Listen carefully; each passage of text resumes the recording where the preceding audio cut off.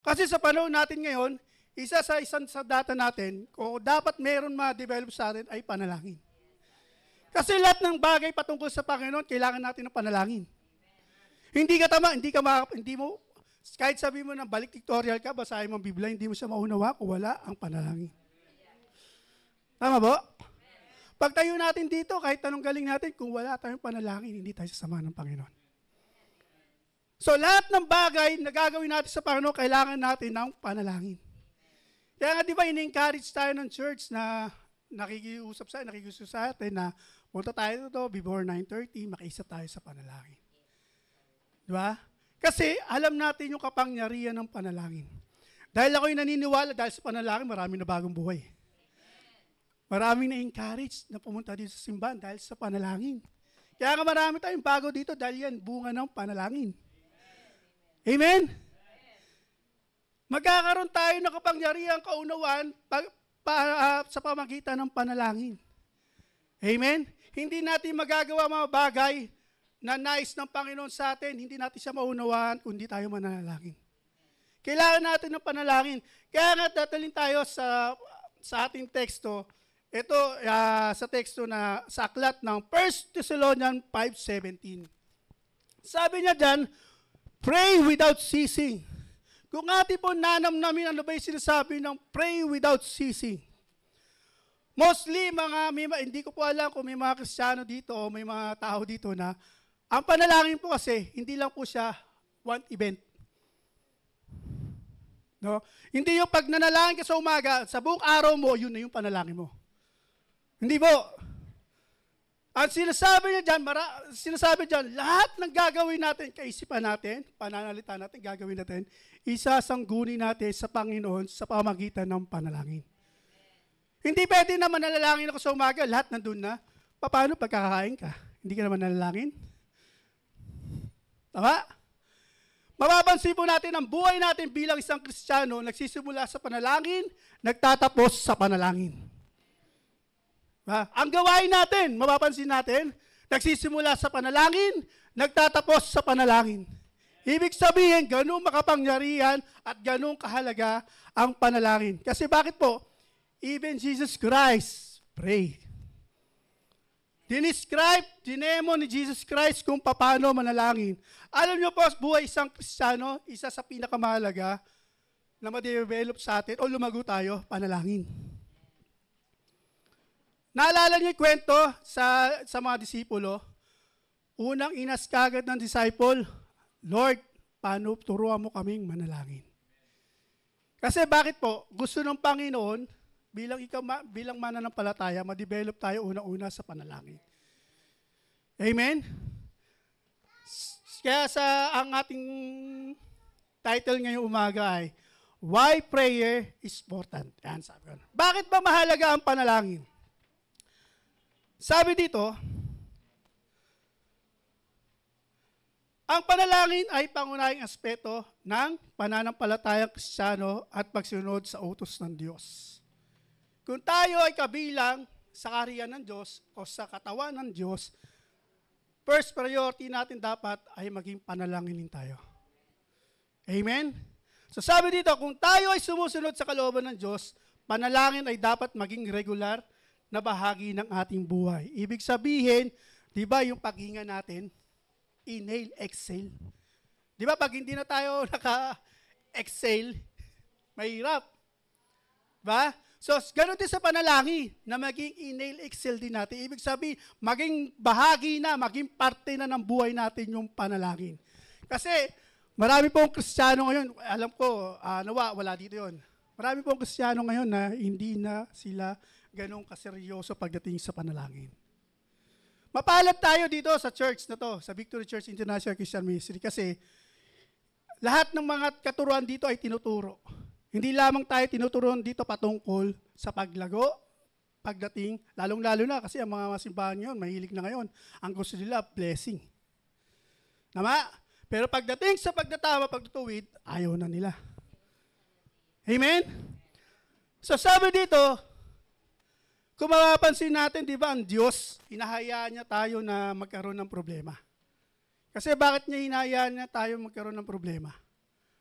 Kasi ang gusto ng Panginoon, siyempre unang-una na bagay yung mag-apply kagad sa puso natin ay manalangin kagad sa Panginoon.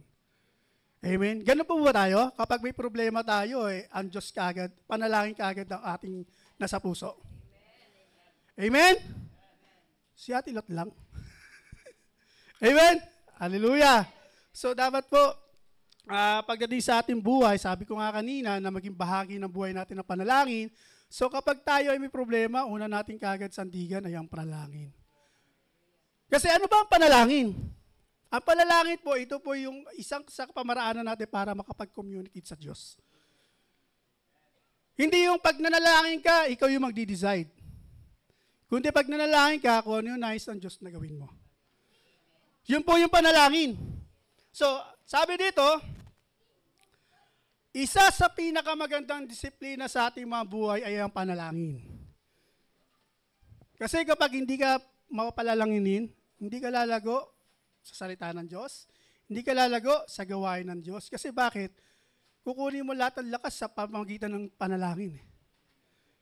Amen? So hindi ka lalago sa ibang bagay kung hindi ka magsisimula sa panalangin. Amen? So dahil sabi dito, ang panalangin na nagsasabi sa iyo, na sinasabi sa iyong sarili na kailangan natin ng Panginoon. Kasi kapag tayo'y nananalangin, alam niyo yun, pag lumalapit sa Panginoon, ibig sabihin, talaga alam natin sa mga sarili natin na yung limitasyon natin. At yung kahinaan natin. So ang tanging Diyos lamang ang makakatulong sa atin upang mapagtagumpayan yung mga bagay na ating pinagdadaanan. Amen? So sabi dito, prayer is important because it's allowed to communicate with Him.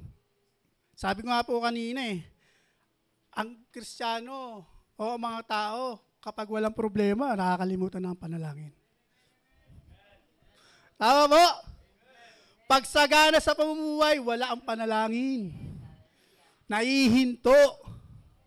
Di ba? Naaalala lang nila ang Panginoon, manalangin. Naaalala lang nila manalangin pag nasa bitag na ng Alam mo yun, nakamatay. Yung nasa walang-wala na talaga. Pero ang sabi ng Panginoon, maglingkod tayo habang malakas pa tayo. Di ba? Ayun may sabi ko nga, maaari tayo, sabi ko nga dito maaari tayo maglingkod, maaari tayong sumamba, magagawa natin ang lahat ng bagay na maganda, pero without prayer, there is no power. Kahit anong galing natin, kapatid, kahit anong husay natin, kapag wala ang panalangin, wala pong kapangyarihan yan. Amen? So, sabi dito, prayer should be the first response sa lahat ng bagay. Like for example, pagising mo sa umaga, ano una kaagad gagawin mo? Pray! Humingi ka na patnubay sa Panginoon. Lord, patnubayan mo ako sa aking pagbiyahe. Pagdating mo doon ako po kasi literally, mananalangin ako bago malis. Pagdating ko doon sa may parking lot namin, sa ilalim, mananalangin muna ako bago ako umakyat sa opisina. And then pagdating ko sa opisina, mananalangin ulit ako, Lord, lahat ng mga gagawin ko sa opisina, patnubayan mo ako. Yun po yung tinutukoy na pray without ceasing. Lahat ng bagay, lahat ng iisipin natin, lahat ng mga desisyon natin, isang guni muna natin sa pamamagitan ng panalangin. Amen? Wag tayo magdidesisyon ng mga bagay na hindi muna natin sinasangguni sa panalangin. Amen? Kasi minsan, di ba, mapapansin natin, kapag hindi natin sinasangguni sa Panginoon muna, di ba, minsan nauuwi sa kasalanan. Minsan nauuwi na sa pride. Minsan nawawala na yung joy of salvation. Di ba? Marahil nandito ka sa loob ng simbahan, pero wala nang kagalakan. Kung gusto natin maibalik yung kagalakan natin sa ating puso, hanggat hindi nanunumbalik yung kagalakan natin, huwag tayo tumigil manalangin sa Panginoon. At kung makamit man natin yung victory, huwag tayo tumigil manalangin. Na huwag na tayo bumalik doon sa sitwasyon na yun. Yun po yung tutukoy natin. Yun po yung tutukoy ng 1 Thessalonians 5:17. Amen? Huwag tayo magsawa, huwag tayo mapagod. Kasi bakit? Ang Diyos niya hindi napapagod sa atin. Tapos tayo, yun lang yung napakasimple lang gagawin natin. Manalangin tayo. Lumapit tayo sa Panginoon, pero sa simpleng ganun. Alam nyo, yung mga sitwasyon natin na, lalo na palayo sa Panginoon, kasalanan na natin yan eh. Isa lang yung mga simbolo niyan eh. No? Ibig sabihin niya, hindi tayo masyado mapalalanginin sa Panginoon. Kasi kung mapalalanginin tayo sa Panginoon, hindi naman i-allow ng Lord yan. I-allow man ng Lord yan, pero makakaahon tayo dyan. Amen? Di ba kung mararanasan natin, problemado tayo, lahat tayo dito, problemado pagdating sa pananalapi. Amen? Pero dahil naniniwala at nananapal tayo through prayer, ang Diyos ang bahala mag-provide ng lahat ng pangangailangan natin. Amen? Di ba? Kasi, di ba, like for example, sino ba yung mga tao dito na patungkol sa naligtas dahil sa pamamagitan ng panalangin? Brother Ron. Di ba? Sino-sino? Camila Pastor Erwin. Mga dating lasinggero. Di ba? Sila Mami Lot, mga dating mga sugarol. Ngayon, dahil sa panalangin, kasi may mga nananalangin kasi. Amen? Kaya sila naligtas. Kaya tayo napunta lahat dito dahil may mga nananalangin para sa atin. Amen? So, bilang tayong mga tinalaga, mga nandito na ngayon, tayo naman yung magbabahagi. Tayo naman yung magpapagal para manalangin. Sa ibang kaluluwa, sa ating mga kasamahan, sa ating mga pamilya, sa ating mga kaibigan. Amen? So, dadako tayo sa unang puntos. Sabi na dito, why prayer is important? Bakit mahalaga ang panalangin? Number 1, prayer is indeed a command of God. So, doon pa lang sa may teksto natin, kinukuman na tayo ng Lord na manalangin tayo. Manalangin tayo na walang patid. O pray without ceasing. So sabi dito, ang panalangin kasi, hindi ito isang mungkahi o isang spiritual na kasanayan, kundi isang may bisang moral na obligasyon para sa mga tagasunod na makibahagi sa ugnayan sa Diyos. Amen? Yung command ng Lord na manalangin tayo na walang patid, o pray without ceasing, hindi po ito literal na 24/7. Activities, hindi po ito literal na pag-emergency lang, nanalangin. No? Ito yung command na sinasabi dito, the command doesn't mean must always be on your knees. Hindi yung sinasabi na kailangan matagal kang lumuhot, manalangin. Hindi siya literal na ganun sinasabi. Ang sinasabi dito, should always be, sabi dito, palagi kang nasa spiritual na kalagayan na madasalin na kamalayan. Ibig sabihin, lagi yung puso natin, yung spirito natin, lagi nasa lugar ng panalanginin. Sa presensya ng panalanginin. Kasi, sino dito sa buhay, sa loob na isang araw na wala dapat ipanalangin sa Panginoon? Wala po, di ba? Lahat tayo dito, sa isang buong araw, may kailangan tayo panalangin sa Panginoon. Yung pagiging mabait, yung lalo na yung malayo ka sa mga ayaw ng Panginoon.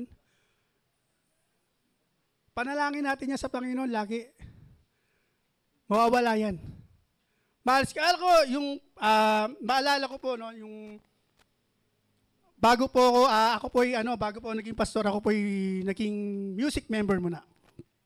And during time na sinabi ako na Pastor Faith nyo na, Brother Jonathan, gagamitin na kita sa pagkikitara.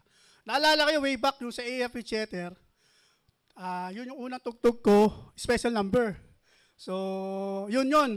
So, yung sinabihan ako ni Pastor Faith nun, meron pa akong closeness sa mga kaibigan ko nun. So, nandun pa yung mga mabulaklak kong bibig. Alam yun? Mabulak-bulak kong bibig. So, ginawa ko, nalalangin ako sa Panginoon, Lord, gusto ko magtalaga ng buhay. Pero paano to? Ilayo mo ko sa mga bagay na makakadistract sa'yo. Ibig sabihin, paglalasing, pagmumura, pambababae, lahat. Eventually, ang sagot ng Panginoon sa akin sa panalangin, kalimutan mo mga kaibigan mo. Hindi literal kalimutan na pabayaan, hindi. Hanggat hindi malakas ang puso mo, spiritual mo, huwag ka muna sumama sa kanila. Eventually, 5 years. 5 years yun. 5 years after, na-develop na yung spiritual ko, talagang galit na nga ako sa amoy ng sigarilyo. Pero yun, dati ang paninigarilyo ko, ay, alam na pamangkin ko yun, kung paano ko malasing. Sa isang araw, nakaka-4 na kahakong sigarilyo. Kasi candy sa akin yun . Candy. Tapos, ang alak sa akin ay soft drinks. Gusto ko talaga ng alak. Pagka hindi ako nakakainom, parang hindi kompleto buhay ko eh. Pero dahil sa panalangin ko sa Panginoon, talagang deep praying sa Panginoon na, Lord, ayoko na ng ganitong buhay. At salamat sa Panginoon, dahil hindi ako tumigil sa panalangin, ako po naialis ng Panginoon doon sa sitwasyon na yun. Amen? So yun po yung panalangin eh. Yun po yung tutukoy ng Panginoon ng ating teksto na hanggat hindi nababago ang buhay natin, huwag tayo magsawang manalangin sa Panginoon. Hanggat hindi natin nadadala yung mga kamag-anak, kaibigan natin o sino man, huwag tayo magsawang manalangin sa Panginoon. Lalong-lalo na yung mga kalooban ng Diyos. Amen? Alam natin, like for example, ikaw, kabataan tayo. Amen? So alam natin na paggamit natin yung buhay natin sa Panginoon. Sa pamamagitan ng panalangin, ilapit natin sa Panginoon niya sa pamamagitan ng panalangin. At darating ang panahon, magugulat ka na lang. Miyembro ka na ng mga kabataan. Amen? Lalo na ako, sabi ko nga kami ng asawa ko Actually, ako personally, ako sa akin, ito in-illustrate ko lang yung kapangyarihan ng panalangin.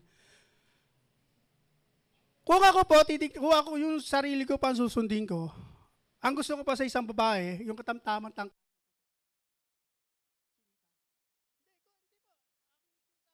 po.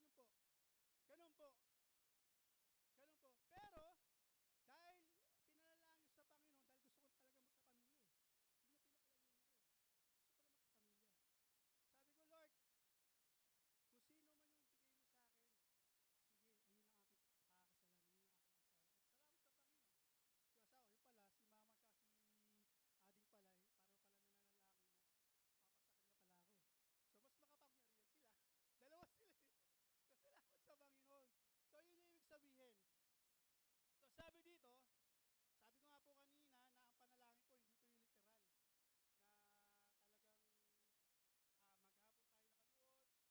sabihin, continuous po tayo sa isang araw, continuous po tayo mag-pray sa Panginoon. Amen. Hindi yung literally na sasabihin mo sa may teacher mo, ma'am, teka lang kasi kailangan kong manalangin. Hindi po ganon. Ang panalangin po, kahit ang question natin. Hindi po yan, wala po requirements yan na mananalangin. Pero siyempre, pagka nandun ka sa private room mo, mas maganda lumuhod ka. Pero in public, pwede ka manalangin na kaupo. Ako naglalakad ako kahit nga nagdadrive ako ng motor nananalangin ako sa Panginoon. Lalo na pagka kailangan na talaga ako, pagpunta ko doon, nawa yung aking document sa inakuha ko. Ganun yung sinasabi na pray without ceasing. Hanggang hindi mo na matatanggap yung victory, huwag kang kamigil. Amen? Marami tayo ipapanalangin sa ating mga buhay kasi bakit? Marami pa tayong hindi magandang ugali sa ating mga buhay. At lahat dito, hindi ganun pakatapat pagdating sa pagtatalaga ng buhay sa Panginoon. Amen? Tatahimik tayo lahat. Hindi ko literally sabi nga na hindi tapat Ibig sabihin, like for example, kung sa tingin natin na Sunday morning tayo dumadalo, hindi yan ang nais ng Panginoon. Amen? Hindi lang yan ang nais ng Panginoon na pupunta lang tayo dito umaga and then afternoon wala na. Hindi yun. Ang nais ng Panginoon, sabi nga kung ano man gawain Amen? Lalong-lalo na pag Sunday, alam naman natin, ang Sunday, ito ay para lamang sa Panginoon. Ultimo nga, di ba? Sabi ko nga, ultimo hayop nga, pinatatahimik ng Diyos What for pa tayo, mga tao? Amen? So, ayun po ngayon, kung hindi po tayo makatalo ng ganun, panalangin natin sa Panginoon.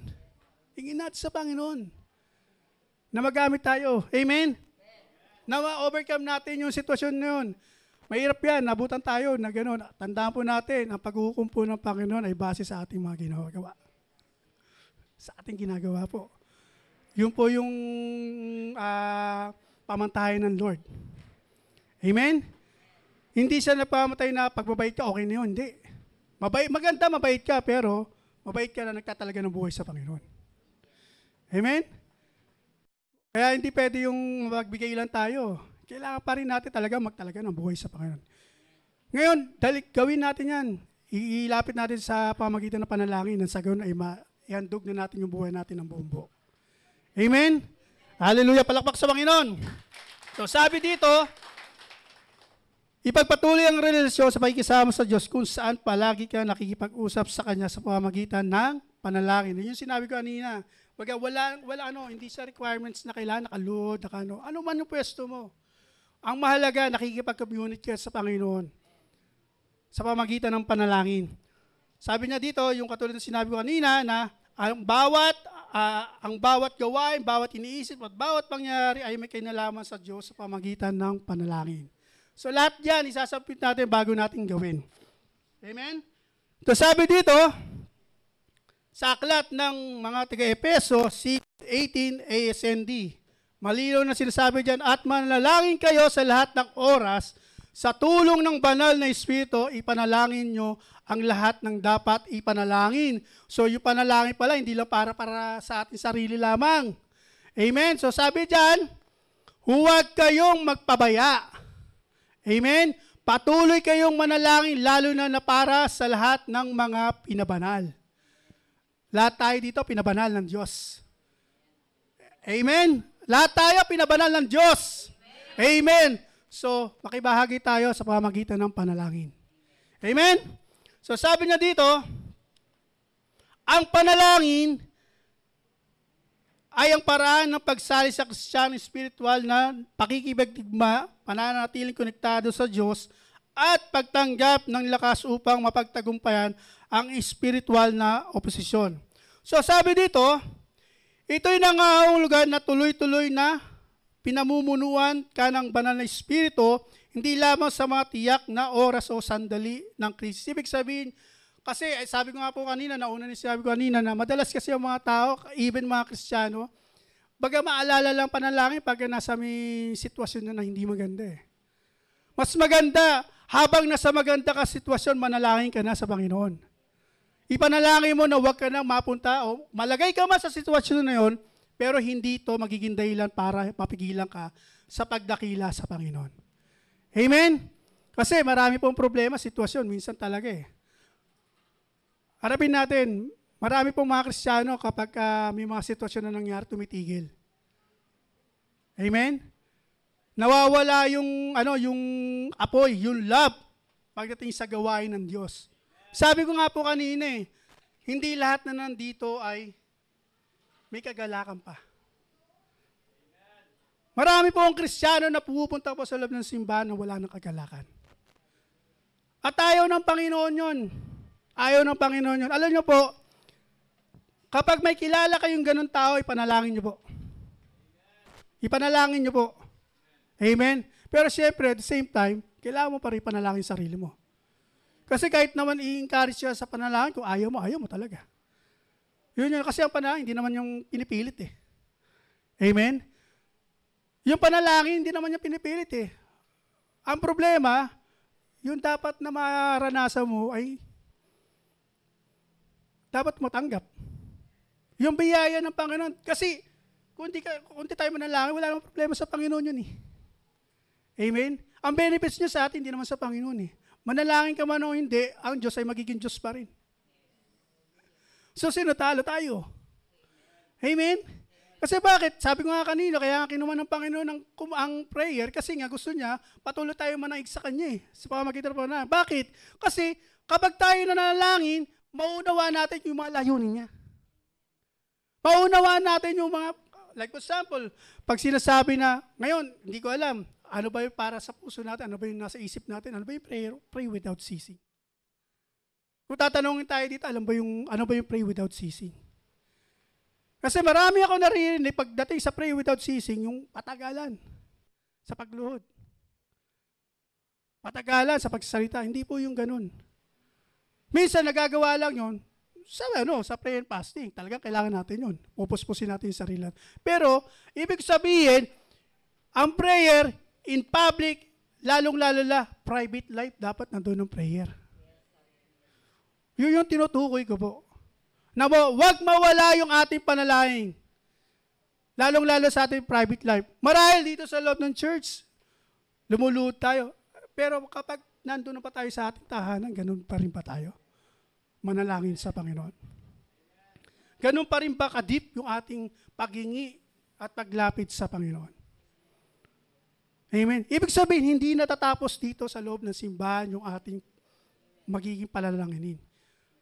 Mas lalo dapat nahayag yan sa private life natin. Amen? So sabi dito, maging matyaga kayo sa panalangin, laging handa at magpasalamat sa Diyos. Amen? So, di ba nga, narinig ko madalas kay Mami Lot, no? Hindi mo pa lang sinasabi sa Panginoon, pero papasalamat ka na. Amen? Ganon yung ganon yung idudulot na panalangin Ganon kasi ang panalangin dito yung pagtitiwala sa Panginoon Kaya tayo na nalalangin sa Panginoon kasi nagtitiwala tayo sa Panginoon. Amen? Dahil siya lang yung magbibigay sa atin ng lakas Siya lang yung magpapaunawa sa atin sa mga bagay na alam natin sa paningin ng tao ay posible. Amen? Pero pagdating sa panalangin sa Diyos, pagdating sa Panginoon, lahat ng bagay ay posible. Amen? Kahit anong sama na ugali mo, ilapit mo sa panalangin, magiging mabait ka. Magiging matino kang tao. Amen? So, sabi ko nga po kanina, hanggat hindi nadidevelop, hindi natin nare-receive yung victory, huwag tayong tumigil na manalangin sa Diyos. Amen? So, palakpak po sa Panginoon. So, sa number 1, sabi, prayers indeed a command from God. So, kinuman ng Panginoon. So, number 2, prayer is an act of obedience. No? So, kinuman ng Lord. So, siyempre, bilang mga mananampalataya at kabahagi ng Diyos, katawan ng Diyos, will obey. Kasi yun sabi ng text natin na pray without ceasing. So, mag-obey tayo sa Lord. So, sabi dito, ang panalangin ay isang pangunahing aspeto ng pananampalatayang Kristiyano at pagsunod sa utos ng Diyos. Kung ang mga mananampalataya ay sumusunod sa kalooban ng Diyos, ang panalangin ay dapat maging regular na bahagi ng kanilang buhay. So sabi ko nga kanila, maging bahagi ng kanilang buhay. Alam nyo po, nasa atin na po yan, kung susunod tayo, hindi. Pero sabi ko nga po kanina, kung hindi tayo susunod, hindi natin i-obey, na manalangin tayo, mamimiss natin yung opportunity, blessing, na sa Diyos lamang natin makakamtan yun. Amen? Sabi ko nga po kanina, walang problema, hindi tayo manalangin. Walang problema sa Diyos yun. Mananatili siyang Diyos. Pero I will encourage everybody na huwag nating hayaan na hindi tayo manalangin sa ating mga buhay. Patuloy tayo manalangin. Amen? Huwag nating pababayaan. Amen? Hanggat hindi tayo nagtatagumpay, hanggat hindi natin nakakamit yung katagumpayan sa ating mga buhay, huwag tayong tumigil manalangin. At ang panalangin, tandaan po natin, hindi lamang po para sa ating pansarili. Marami tayo pwede panalangin, ang bansa natin. Diba? Marami tayo pwede panalangin. Yung mga nangyayari ngayon sa kapaligiran natin. Amen? Kailangan natin panalangin. Kumbaga, ibig sabihin, huwag tayo matapos sa ganung panalangin lang. Marami tayo pwede ipanalangin sa Diyos. Amen? So kung gusto natin, pagpalain tayo, mapagtagumpayan natin ang bawat gusto natin makamit yung layunin ng Panginoon, manalangin tayo ng tuloy-tuloy. Manalangin tayo na walang patid. Amen? So, ang benefits po kasi ng panalangin, o pray without ceasing, empower and strength. Di ba tayo, katulad niyan, di ba, yung iba nagsasabi, di ba yung una, may mga nagsasabi dito, Pastor, hindi ako marunong manalangin. Hindi ko kaya manalangin. Pero dahil sa panalangin, di ba, mapapansin natin, lumalakas tayo. Di ba? Yung wisdom, di ba, true prayer yan Hindi naman yung basta-basta na directly ka, harap ka kagad sa Bible. Bago mo maunawaan ang Biblia, kailangan mo muna ng panalangin Kailangan mo munang humingi ng tulong sa Panginoon na tulungan ka ng banal na Espiritu. Amen? Hindi ka pwedeng dumirekta sa Biblia. Kailangan mo pa rin humingi ng tulong sa pamamagitan ng panalangin. Amen? Kung kaya gusto natin ma-receive yung katagumpayan, blessing, ano man yung minimiti natin sa ating mga buhay, ano man yung nais natin, sumunod tayo, manalangin tayo sa Panginoon. Amen? Sabi dyan, pray in act of obedience. So, Manalangin tayo, huwag tayong tumigil. Patuloy tayo manalangin sa Panginoon. Amen? So sabi dito, sabi dito, prayer provides the spiritual strength and empowerment to live out God's command, especially when obedience requires faith on kakayahan, sabi niya dito. So sabi dito, isa pa dito, guidance and understanding. Sabi niya dito, sa pamamagitan ng panalangin, ang individual ay maaaring humingi ng patnubay ng Diyos at magkaroon ng mas malinaw na pangunawa sa kanyang kalooban na napakahalaga sa paggawa ng desisyon na naaayon sa kanyang layunin. Amen? So sabi nga po kanina, kung hindi tayo manalangin, hindi natin maunawaan ang layunin ng Diyos. Ang kalooban ng Diyos. Minsan hindi natin, di ba? Minsan may mga ginagawa tayo na minsan kala natin okay pa eh. Minsan kala natin tama pa. Amen. Pero kung ipapanalangin natin sa Panginoon yon, ma-identify natin na mali pala yung ating ginagawa.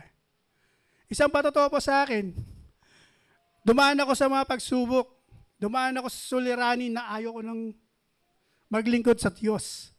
Kasi darating tayo, dumaan ako sa pagsubok na ayaw ko na maglingkod sa Diyos. Nagsabi na ako kay Pastor Marion, ayaw ko na mangaral. Pero sabi ko, parang mali. Sabi ko, parang yung nasa ko ang nasusunod. So ginawa ko, nanalangin ako, umiyak ako na umiyak sa Panginoon na, Lord, ano ba yung layunin mo? Isang panaginip pinakita sa akin ng Panginoon, malawak na ilog, maputi. So inalam ko anong ibig sabihin yon.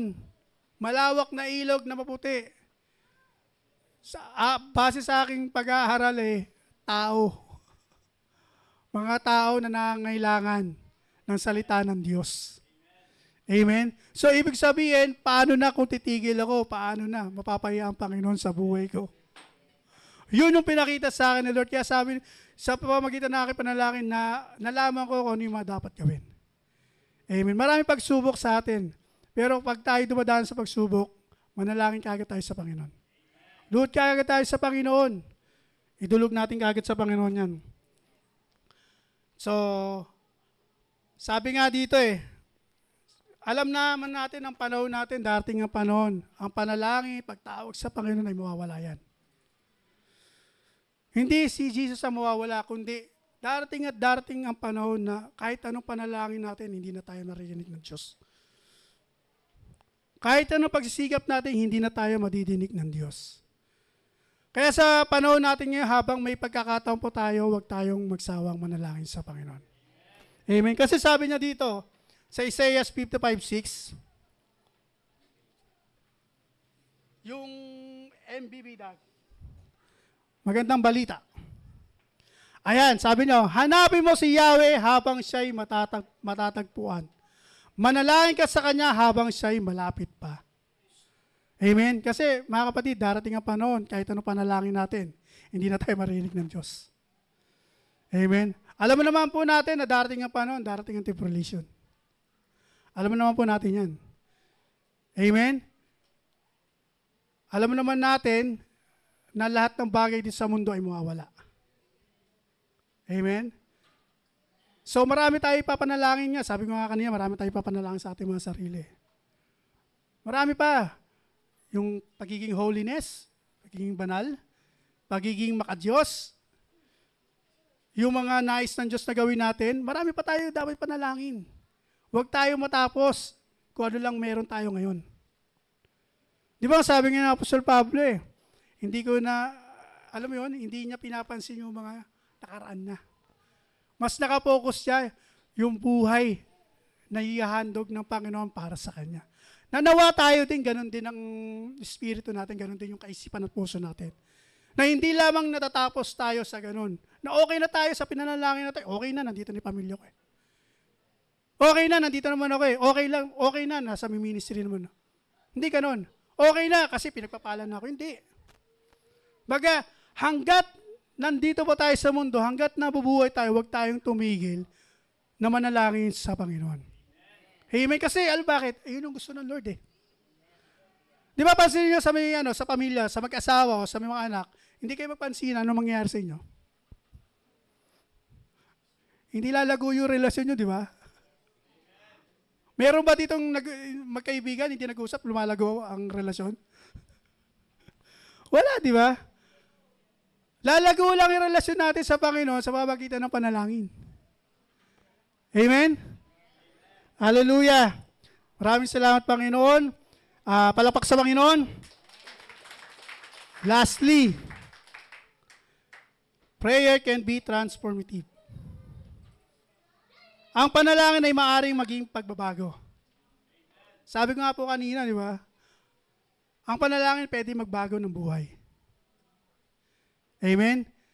Pwedeng mabago ang kaisipan natin. Alam mo yun, to dust to Christ.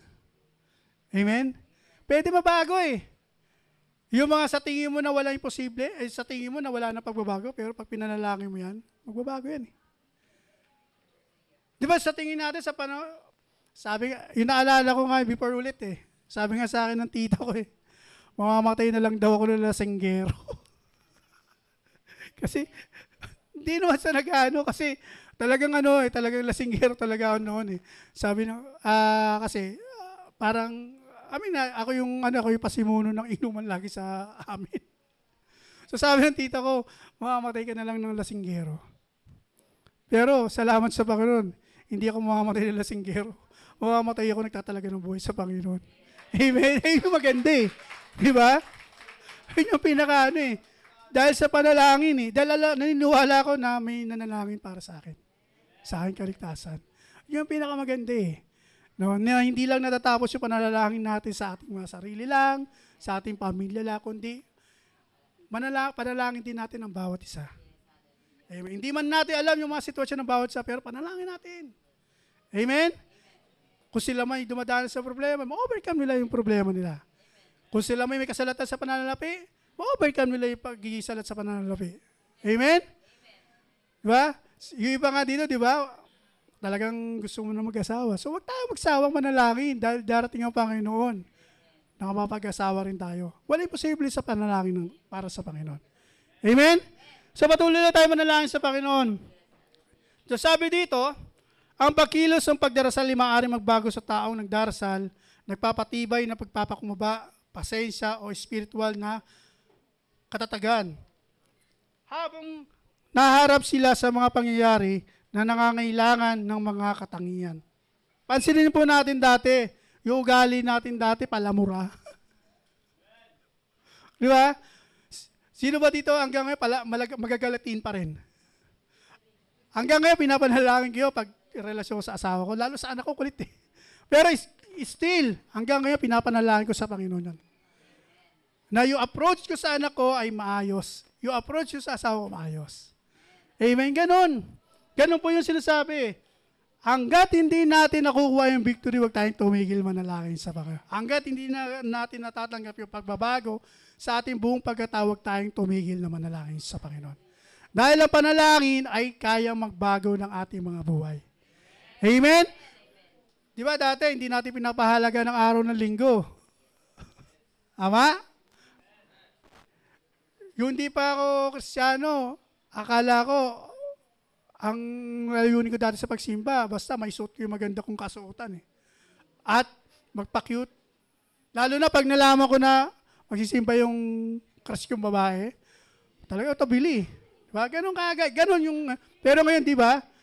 Ngayon, dahil sa panalangin natin sa Panginoon na hindi na yung gano'n yung maging motibo natin. Kundi kaya tayo pumunta sa simbahan para sa kalulatian ng Panginoon. Amen? Hallelujah! Salamat sa Panginoon. So, ito yung sinabi ko kanina sa Philippians 4:6-7, di ba? Sabi ko nga po, kahit tayo lingkod na ng Diyos, hindi tayo exempted sa problema at sitwasyon. Kabahagi rin tayo, lalong-lalo problema sa pananalapi. Bahagi tayo dyan. Pero, dahil tayo nagtitiwala at nananampalataya sa ating panalangin sa Panginoon, napapalitan to ng kapayapaan. Kapanatagan sa puso natin, di ba? Baga, imbis na, alam yon, imbis na mabalisa tayo sa sitwasyon, ang ginagawa natin kagad ay nananalangin kagad tayo sa Panginoon. Katulad niya sinabi ko kanina, di ba? Ano mang sitwasyon, una natin gagawin ay manalangin sa Panginoon. Amen? Salamat sa Panginoon. Dahil sabi dito, maari ang paglalim ng panalangin ng kaugnayan ng isang sa Diyos, umahantong sa spiritual na paglago at mahusay na pangunawa sa banal na patnubay. The more tayo nananalangin sa Panginoon, the more tayo nagdidip yung relasyon natin sa Panginoon. At the more natin nauunawaan yung nais ng Diyos. At the more natin lalakaran yung kalooban ng Diyos. The more nagdidip tayo sa panalangin. The more na hindi tayo tumitigil. Sabi nga pray without ceasing, ibig sabihin, huwag tayong tumigil na manalangin sa Panginoon. Dahil marami pa tayong ipapanalangin sa ating Panginoon. Amen? So, yun po ang kahalagaan kung bakit tayo kailangan manalangin. Ibig sabihin, pagdating sa panalangin ay maging regular. Di ba, sa trabaho, pag regular ka, wala nang, ang tanggal mo na lang dyan pagka matanda ka na eh. So, ganun din sa panalangin, ganun. Na maging regular ng buhay natin. Ibig sabihin, maging priority natin sa bawat gagawin natin. Amen? Di ba sabi nga sa Matthew 6:33, di ba? Unahin mo lagi mapabilang sa kaharian ng Diyos. Ibig sabihin, unahin mo munang magkaroon ng unahin mo munang makipag-communicate sa Panginoon bago ang lahat. Kasi kapag nakipag-communicate ka muna sa Panginoon, lahat ng bagay ay magiging maayos. Magkaroon man ng problema, panatag ka pa rin. Amen?